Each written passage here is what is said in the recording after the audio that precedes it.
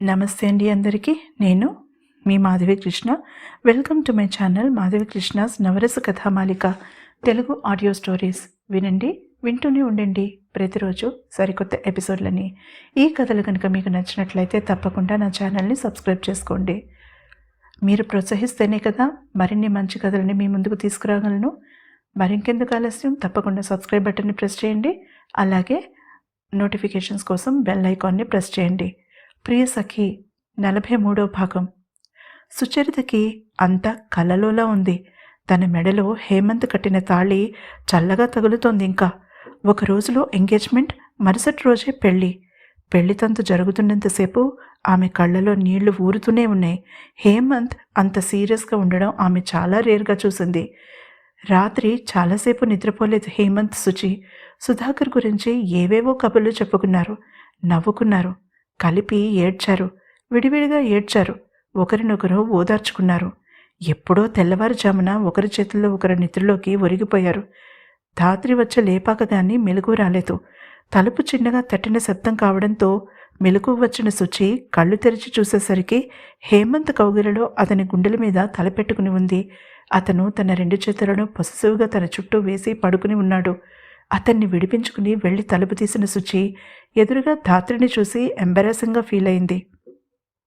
అది రాత్రికి నేను అంటూ తడబడుతున్న శుచిని చూసి చిన్నగా నవ్వింది ధాత్రి. మామూలు సిచ్యువేషన్స్లో అయితే ఇలా చేసినందుకు ఇద్దరి చెవులు మెలేసి గోడకుర్చి వేయించేదాన్ని శుచి. కానీ నిన్నటి పరిస్థితి వేరు. మీకు ఒకరితోడు ఒకరికి అవసరం. అది నాకన్నా ఎవరు బాగా అర్థం చేసుకోగలరు శుచి. అందుకే ఈ ఒక్కసారికి క్షమించేశాను. అయినా ఈ రోజుతో ఈ పరిస్థితికి రాదురా, త్వరగా తయారు అంటూ దగ్గరుండి తనని కన్నతల్లిలా తయారు చేసిన ధాత్రి ప్రేమని తను బ్రతికున్నంతకాలం గుర్తుపెట్టుకుంటుంది శుచి. Congrats boss. వీరేన్, సంజుల కంఠాలు వినిపించడంతో ఉలిక్కిపడి తన ఆలోచనల నుంచి తేరుకుంది శుచి. Congrats Mrs Hemanth. తనని విష్ చేస్తుంటే కళ్ళలో ఆనందం తళుక్కున మెరిసి మాయమైంది శుచికి. 5 ఏళ్ల నిరీక్షణ ఇది. అన్ని అవధులని దాటుకుని చివరికి తాను ప్రేమించిన వాడిని తన సొంతం చేసుకుంది. కానీ పరిస్థితులే బాగాలేవు. ధాత్రి కాళ్ళకి నమస్కారం చేశారిద్దరు. కళ్ళ నీళ్లతో అక్షింతలు వేసింది. ఇక క్షణం ఆలస్యం చేయలేదు హేమంత్. అక్కడ పూర్తి చేయవలసిన ఫార్మాలిటీస్ పూర్తి చేసి డైరెక్ట్గా అక్కడి నుంచి ఎయిర్పోర్ట్కి వచ్చారు. సంజు, వీరేన్, నాకు వెనక్కి తిరిగి రావడానికి ఎన్ని రోజులు పడుతుందో తెలీదు. సో మేనేజ్ చేయండి జాగ్రత్తగా అని వాళ్ళకి బాధ్యతలు అప్పగించి ఫ్లైట్ ఎక్కాడు హేమంత్ తన తల్లి, భార్య, కూతురు లాంటి రాధికతో కలిసి. పెళ్ళయ్యాక ఒక్క మాట కూడా మాట్లాడుకోలేదు శుచి, హేమంత్. ఇక అత్త మనతోనే ఉంటుందా హేమో? రాధిక అడగడం వినిపించింది కళ్ళు మూసుకున్న శుచికి. ఎప్పటికీ. హేమంత్ రాధికని ముద్దు చేస్తూ చెప్పాడు. ధాత్రి, శుచి ఒకచోట కూర్చుంటే హేమంత్, రాధిక వాళ్ళ పక్క సీట్లలో కూర్చున్నారు. తన మొదటి జర్నీని ఎలాంటి ఇబ్బంది పెట్టకుండా ఎంజాయ్ చేసింది రాధిక. చీరలో నుదుటిన కళ్యాణం బొట్టుతో బుగ్గన చుక్కతో ఉన్న శుచిని పదే పదే చూస్తూ ఏదో ఒక ప్రశ్న అడుగుతూనే ఉంది రాధిక హేమంత్ని. అత్త, రోజు చీర కట్టుకోవచ్చు కదా, బ్యూటిఫుల్గా ఉంది అమాయకంగా అంది రాధిక. పక్కుని నవ్వాడు హేమంత్. మగసిరి ఉట్టిపడుతున్న ఆ నవ్వు వినగానే అందరూ తలలు తిప్పి చూశారు అతని వైపు. గత 12 గంటల్లో అతను మొదటిసారిగా నవ్వాడు. బ్యూటిఫుల్ కాదు బేబీ, బ్యూటిఫుల్ సరిదిద్దాడు రాధికని హేమంత్. నేను అదే అన్నా హేమో అంటూ అతను ఆమెని వారించేలోపుగానే అత్తా, యు ఆల్ బ్యూటిఫుల్ అరిచింది గట్టిగా. హేమంత్ ఆమె నోటిని అదిమేలోపుగా జరిగిపోయింది అది. శుచి ఉలిక్కిపడి అటు తిరిగింది. అందరూ తన వైపు చూసి నవ్వడంతో ఆమె మొహం సిగ్గుతో ఎర్రబడిపోయింది. పెదవులు బిగించి హేమంత్ వైపు కోపంగా చూసింది. ఆ పిచ్చి మాట తనకి నేర్పించింది నువ్వేనా అంటున్నట్టుగా. అతను అమాయకంగా మొహం పెట్టి తనది తప్పులేదన్నట్టుగా చూశాడు. అలా రాధిక వాళ్ళ మనసులో భారాన్ని కొద్దిగా తగ్గించి టెన్షన్ని రిలీజ్ చేసింది తన ముద్దు మాటలతో, అమాయకమైన కామెంట్స్తో. ఎయిర్పోర్ట్ నుంచి ముందుగా ఇంటికి వెళ్లారు. 5 ఏళ్ల తర్వాత ఆ ఇంట్లో అడుగుపెట్టాడు హేమంత్. ముందు రోజు అరుణ్కి చెప్పి ఉంచడంతో ఇల్లంతా శుభ్రం చేయించాడని తెలుస్తూనే ఉంది. లగేజ్ లోపల పెట్టి ఇక కనీసం మంచినీళ్లు కూడా తాగకుండా హాస్పిటల్కి బయలుదేరారు. రవి, శ్రీలు తమ పాప రిధిమతో అక్కడే ఉన్నారు. అన్నేళ్ల తర్వాత హేమంత్ని చూడగానే రవి చాలా ఎమోషనల్గా ఫీల్ అయ్యాడు.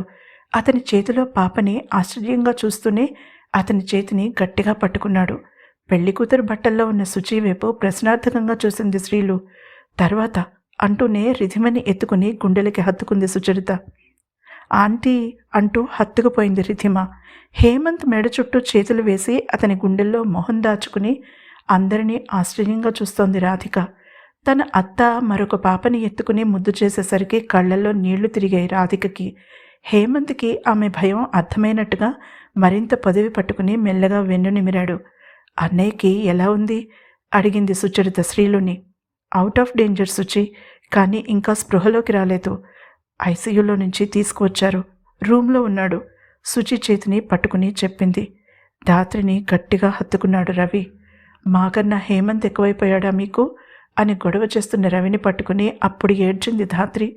అంతవరకు శుచి హేమంతుల కోసం ధైర్యంగా నిలబడింది. ఏం పర్వాలేదంటే మన సుధకి మనని వదిలి వెళ్లేంత ధైర్యం లేదు, రండి వాడిని చూద్దురు గాని అంటూ ఆమెని తీసుకువెళ్ళాడు. హేమంత్ని ఖర్చుకుపోయింది రాధిక. శ్రీలు రాధిక వైపు చూసి ఆశ్చర్యంతో కళ్ళు పెద్దవి చేసింది. అన్నయ్య రేణుల కూతురు, నా మేనకోడలు రాధిక చెప్పింది సుచరిత. వాట్? చిన్నగా అరిచింది శ్రీలు. రవి వెనక్కి తిరిగి కనుబొమ్మలు ముడిచి తన భార్య వైపు చూశాడు. చిన్నపిల్లల్ని లోపలికి ఎలా చేయరు హేమంత్, రవి అన్నాడు. అతను ఆగిపోయాడు. అతనికి ఏం చేయాలో అర్థం కాలేదు. శుచి, ముందు నువ్వు వెళ్ళి చూసిరా, తర్వాత నేను వెళ్తాను నిస్సహాయంగా అన్నాడు. అంతవరకు వచ్చాక అతని స్నేహితుడిని చూడడానికి మనసు కొట్టుకుపోతుంటే రాధికని బయట వదలలేక లోపలికి వెళ్ళలేక బాధపడ్డాడు. ముందు నువ్వు వెళ్ళు హేమో అంటూ రిథిమని శ్రీలుకి ఇచ్చి రాధికని తను తీసుకుంది. శుచి తనని వదిలేసిందేమోనని భయపడింది రాధిక. ఆమె తనని అందుకునేసరికి కోతిపిల్లలా అతుక్కుపోయింది శుచిని. ఆర్ యు ష్యూర్ అడిగాడు హేమంత్. శుచి చిన్నగా తల ఊపింది. అతను వెనక్కి తిరిగి పరుగున రవిని కలుసుకున్నాడు. శ్రీలు మెల్లగా రాధికని మచ్చిక చేసుకునే ప్రయత్నం చేసింది. ఒక 10 నిమిషాలు పోయేసరికి ఫ్రెండ్లీగా ఉండే శ్రీలు ఇట్టే మాలిమి అయ్యింది రాధికకి. మెల్లమెల్లగా రిధిమ రాధికలని ఒకరినొకరికి పరిచయం చేసింది శ్రీలు. శ్రీలు అంటే చూడగానే నచ్చింది రాధికకి. తన కొత్త ఫ్రెండ్ ఇంకా బాగా నచ్చేసింది. ఈ లోపుగా రేణు చేసిన పనిని గురించి బ్రీఫ్గా చెప్పింది శుచి శ్రీలుకి. దానికి మతిపోయింది.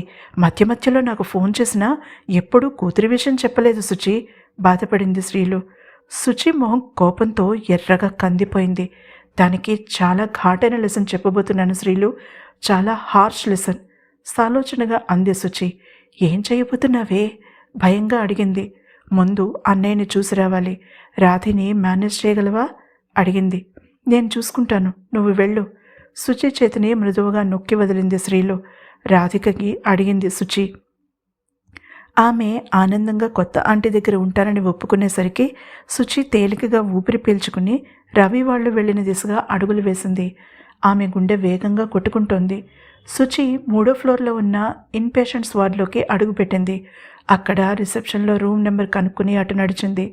హాస్పిటల్లో మందుల వాసనంటే ఎందుకో తెలీదు, చిన్నప్పటి నుంచి భయమే శుచికి. ఎంత ఒంట్లో బాగుండకపోయినా ఇంట్లో ఉండి అవస్థపడుతుంది కానీ హాస్పిటల్లో మాత్రం అడుగు పెట్టదు. అలాంటిది ఇప్పుడు అన్నగారి కోసం రాక తప్పలేదు. ఆమె రూమ్ దగ్గరికి చేరుకుని మెల్లగా డోర్ తోసి లోపలికి అడుగుపెట్టింది. రవి, హేమంత్ ఒకవైపు, ధాత్రి ఒకవైపు నిలబడి ఉన్నారు. సుధాకర్ ఇంకా కళ్ళు తెరవలేదు. ఒళ్లంతా కట్లతో చూడడానికే భయం కలిగించేలా ఉన్నాడు సుధాకర్. మొహం తెల్లగా పాలిపోయింది. రిథమిక్గా కదులుతున్న గుండె వల్ల ఇప్పుడు అతను బాగానే ఉన్నాడని ఊహించింది శుచి. మెల్లగా ధాత్రి వైపుకు నడిచి సుధాకర్ చేతిని తన చేతుల్లోకి తీసుకుంది. నేను నీతో మాట్లాడనన్నయ్య, నాకు కోపం వచ్చింది మెల్లగా కుర్చీలో కూర్చుంటూ అంది. ఇక అంతవరకు ఆపుకున్న ఏడుపు ఇక ఆగలేదు. బెడ్ మీద తలపెట్టి వెక్కి వెక్కి ఏడ్చింది. హేమంత్ అటు రాబోయాడు. కళ్ళతోనే వద్దన్నట్టుగా సైగ చేసింది ధాత్రి. అసలు ఏంటిదంతా? ఒళ్ళు తెలియని మత్తులో ఉండగా డ్రైవ్ చేస్తారా ఎవరైనా? ఇక నీకు నా సంగతి అక్కర్లేదా? కోపంగా అడిగింది ఏడుస్తూనే. మాట్లాడనన్నావు? సుధాకర్ కంఠం మెల్లగా వినిపించింది. తర్వాత ఏం జరిగిందో తెలుసుకోవాలంటే తప్పకుండా తర్వాత ఎపిసోడ్ని వినండి. అలాగే ఈ ఎపిసోడ్ని లైక్ చేయండి, కామెంట్ చేయడం మర్చిపోకండి. అలాగే నా ఛానల్ని సబ్స్క్రైబ్ చేసుకోండి.